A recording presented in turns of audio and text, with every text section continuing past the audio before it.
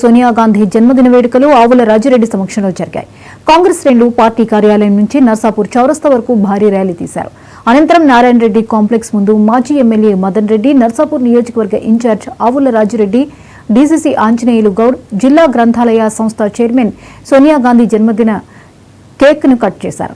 తెలంగాణ రాష్ట్రం కోసం 1200 మంది చనిపోతే చెల్లించిన సోనియా గాంధీ తెలంగాణ రాష్ట్రాన్ని ఇవ్వడం జరిగింది.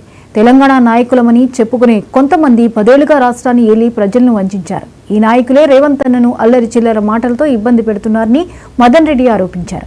ఈ కార్యక్రమంలో మాజీ ఎంపీపీలు, ఎంపీటీసీలు, సర్పంచ్లు, నాయకులు, కార్యకర్తలు పాల్గొన్నారు.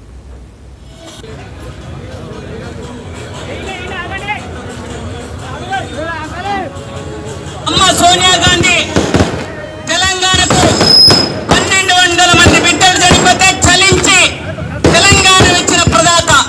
దాన్ని కొంతమంది వక్రవేషం మాడుతూ తెలంగాణకి నేతలుగా చెప్పుకుంటున్నటువంటి కొంతమంది ఈరోజు తెలంగాణ 1200 మంది బిడ్డల ప్రాణాలు తిన్నారు. ఈరోజు 10 సంవత్సరాలు ఏలి 10 సంవత్సరాలు తెలంగాణ రప్పల్లో ముంచి ఈరోజు దౌర్భాగ్యమైన రాజకీయ పరిస్థితి తెలంగాణకు తలమానికమైనటువంటి తెలంగాణను తలవంచే విధంగా తీసుకొచ్చిన నాయకులు ఈరోజు అల్లరి చిల్లర మాటలతో అన్న రేవంత్ అన్న గారిని ఇబ్బంది పెట్టడం జరుగుతుంది.